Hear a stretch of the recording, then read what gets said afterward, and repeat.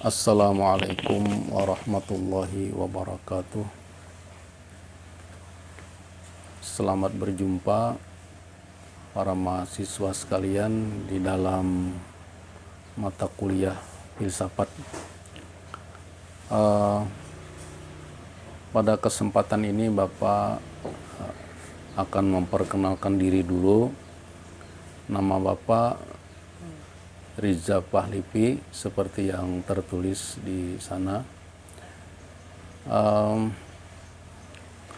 Pertemuan pertama kita hari ini insya Allah kita akan menyampaikan 4 pokok bahasan. Yang pertama adalah tentang pengantar filsafat yang isinya menjelaskan secara ringkas tentang pengertian filsafat. Kemudian yang kedua, filsafat sebagai ilmu dan cara berpikir.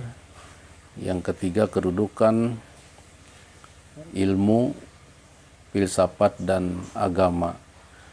Kemudian materi yang terakhir adalah ruang lingkup dan cabang filsafat.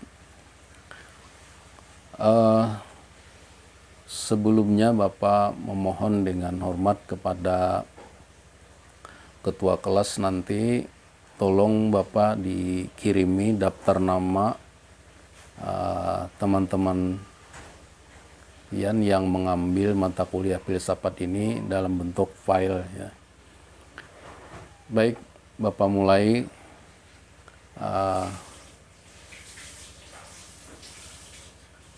pembelajaran kita hari ini. Yang pertama adalah pengertian filsafat.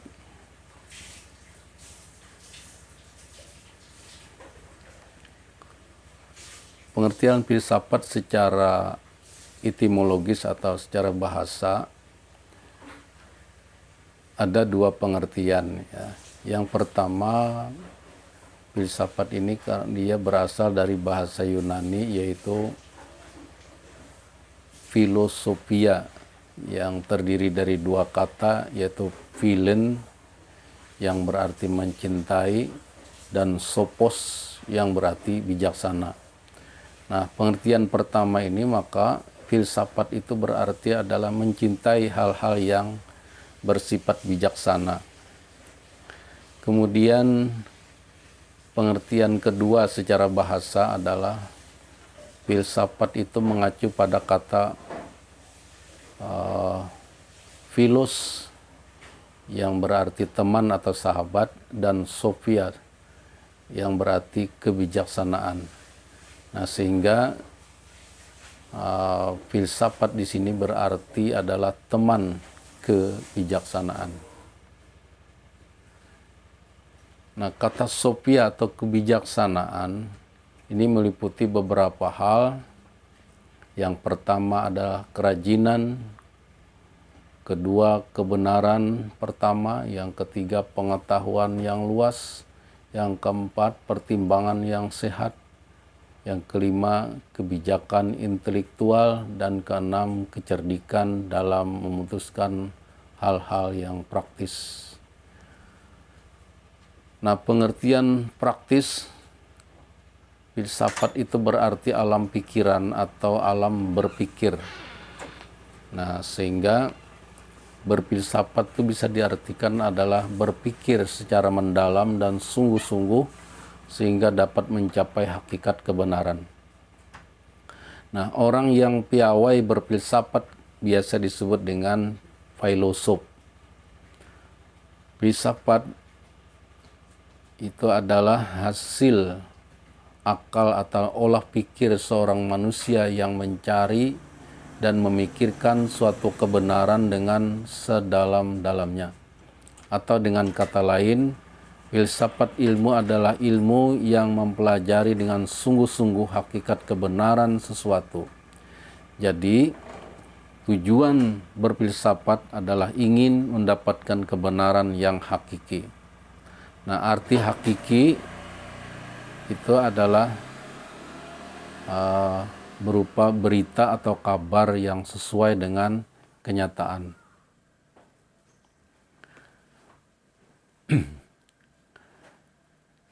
Nah, kemudian kita beralih ke materi yang kedua, yaitu filsafat sebagai ilmu. Nah, kenapa filsafat itu dikatakan sebagai ilmu? Karena mengandung 4 pertanyaan ilmiah. Yang pertama, bagaimana? Itu menanyakan sifat-sifat yang dapat ditangkap atau yang tampak oleh indera manusia. Kemudian pertanyaan mengapa, yaitu menanyakan tentang sebab atau asal mula suatu objek, sehingga jawaban atau pengetahuan yang muncul adalah bersifat yang sebab akibat. Ketiga, pertanyaan kemana, menanyakan apa yang terjadi di masa lampau, sekarang, dan yang akan datang. Dan yang keempat adalah pertanyaan apakah, yakni menanyakan tentang hakikat atau inti mutlak dari suatu hal. Hakikat ini sifatnya sampai dalam sehingga hanya dapat dimengerti oleh akal. Dengan demikian, ilmu-ilmu selain filsafat itu bergerak dari tidak tahu menjadi tahu, sedangkan ilmu filsafat itu bergerak dari tidak tahu menjadi tahu, kemudian mencapai hakikat. Oleh karena itu, dulu filsafat itu dianggap sebagai induknya semua ilmu pengetahuan. Jadi apapun namanya, itu namanya hanya filsafat.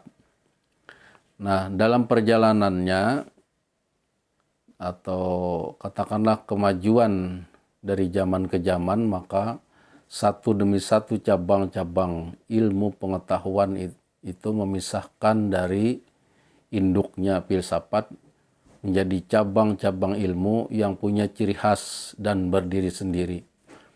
Nah, menurut catatan sejarahnya, yang pertama kali keluar dari induk filsafat itu adalah matematika dan fisika.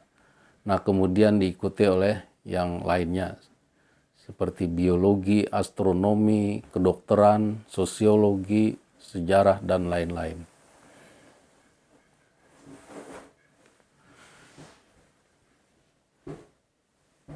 Nah, berpikir secara filsafat itu diartikan sebagai berpikir yang mendalam sampai hakikat agar dapat dipertanggungjawabkan. Untuk itu harus memiliki minimal 6 syarat. Yang pertama, harus sistematis. Maksudnya adalah masing-masing unsur saling berkaitan dengan yang lain secara teratur dalam keseluruhan. Kemudian yang kedua, konseptual. Itu berkaitan dengan ide atau gambaran yang melekat pada akal pikiran yang berada dalam intelektual dan konsepnya tersusun jelas dan real. Yang ketiga adalah koheren, runut, dan unsurnya tidak boleh mengandung uraian yang bertentangan satu sama lain dan harus logis. Kemudian yang keempat, rasional, yaitu pemikiran filsafat harus memuat bentuk kebenaran yang mempunyai kaidah-kaidah berpikir logis. Yang kelima adalah sinoptik, yaitu pemikiran filsafat harus melihat hal-hal secara menyeluruh. Dan yang keenam adalah mengarah pada pandangan dunia. Maksudnya, pemikiran filsafat sebagai upaya untuk memahami semua realitas kehidupan dengan jalan menyusun pandangan hidup dunia, termasuk di dalamnya menerangkan tentang dunia dan semua hal yang ada di dalamnya.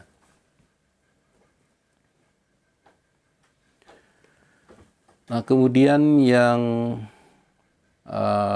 materi yang ketiga itu adalah kedudukan ilmu, filsafat, dan agama. Nah, ilmu, filsafat, dan agama itu mempunyai hubungan yang sangat erat. Karena Tuhan memberikan kepada manusia ini ada 3 hal dalam diri setiap manusia. Yang pertama adalah akal, yang kedua rasa atau perasaan, dan yang ketiga adalah unsur keyakinan. Nah, kalau kita pisah, ilmu itu berdasarkan pada akal pikiran. Akal pikiran ini lewat pengalaman dan indera. Nah, hasilnya itu adalah dalam bentuk ilmu pengetahuan. Nah, yang kedua, filsafat itu berdasarkan pada otoritas akal murni. Jadi melalui penyelidikan dan pengalaman terhadap kenyataan. Jadi melulu akal murni seorang filosof yang melakukan penyelidikan dan pengalaman pada kenyataan-kenyataan yang dia hadapi. Itulah akhirnya yang menjadi filsafat. Dan yang ketiga adalah agama. Agama itu mendasarkan pada otoritas wahyu Tuhan, ya. Nah, wahyu ini hanya bisa dipahami itu berdasarkan keyakinan seseorang.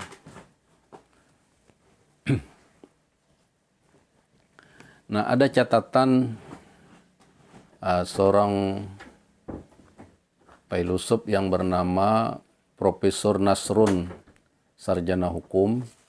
Beliau mengemukakan bahwa filsafat yang sejati itu harus berdasarkan pada agama.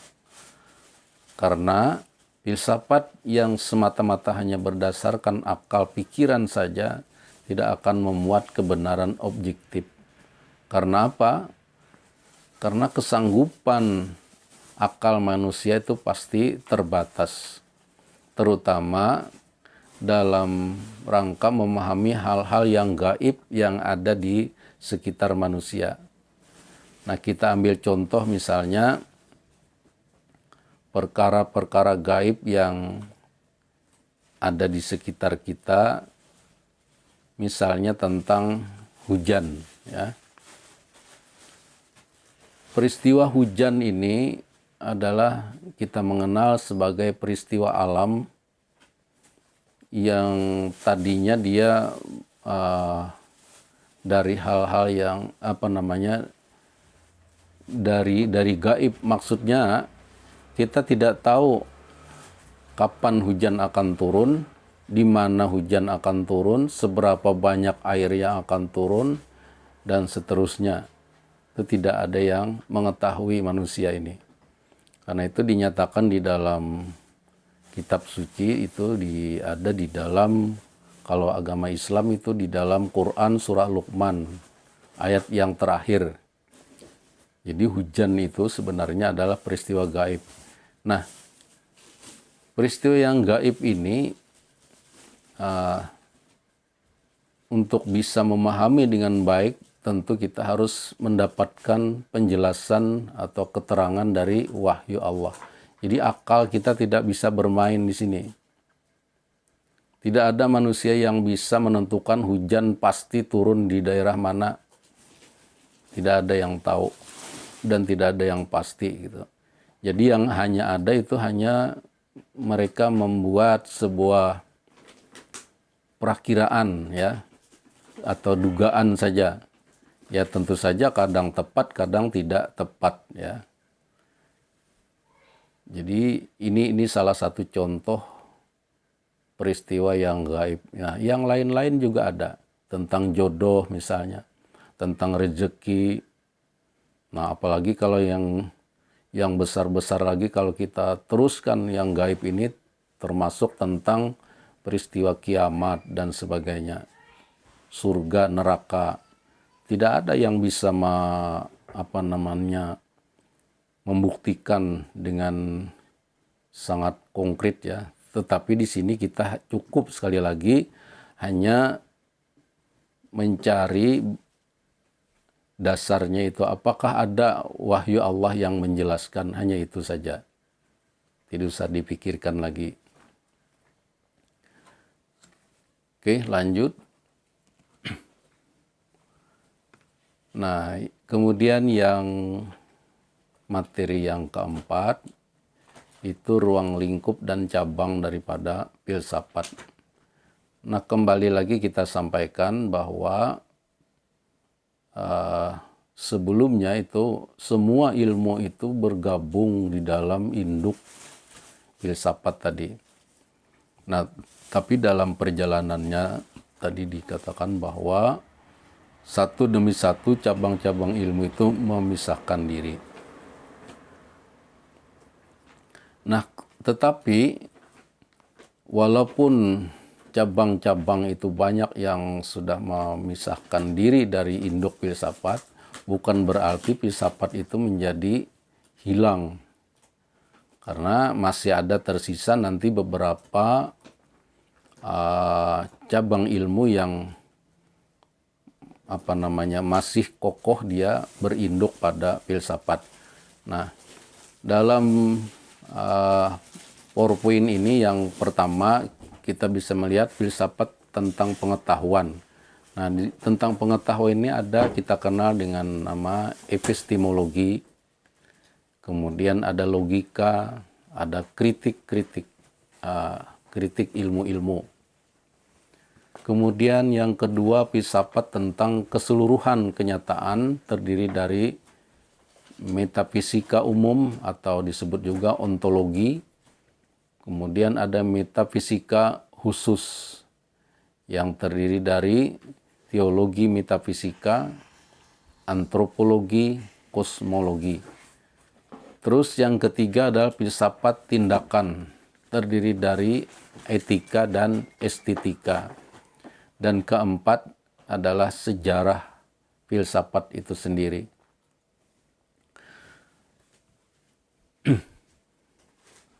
Baik, ada sebenarnya sistematika lain yang lebih simpel tentang pokok daripada filsafat ini. Di sana mereka membagi 5 cabang ilmu yang merupakan pendukung utama filsafat. Yang pertama adalah metafisika, yang kedua epistemologi, yang ketiga logika, dan yang keempat etika, dan yang kelima sejarah filsafat. Nah, para mahasiswa sekalian, silahkan kalian nanti untuk lebih jelasnya mencari 4 atau 5 unsur filsafat ini, penjelasannya yang lebih rinci, apa itu metafisika, apa itu epistemologi, logika, etika, dan sebagainya. Nah, kemudian yang untuk poin yang keempat itu, etika ini kadang-kadang dipersamakan orang dengan istilah moral dan akhlak. Nah, sebenarnya etika, moral, akhlak itu berbeda ketiga-tiganya. Etika itu mendasarkan pada akal. Jadi akal manusia yang berbicara di sana baik, benar, atau buruk dan sebagainya. Itu ada etika buruk, ada etika baik, ada etika yang dianggap benar, maka itu yang berbicara adalah akal. Jadi dasarnya akal. Karena ini filsafat. Kemudian ada yang namanya moral. Kebenaran moral itu biasanya didasarkan pada adat yang berlaku di satu daerah. Sehingga adat ini dibatasi oleh satu wilayah. Jadi hanya wilayah yang sempit yang berlaku. Jadi moral di satu daerah tidak sama dengan moral di daerah lain, apalagi di negara lain. Karena dasar pemikirannya adalah adat. Nah, adat juga sebenarnya berkaitan dengan akal pikiran yang sangat relatif tadi kebenarannya.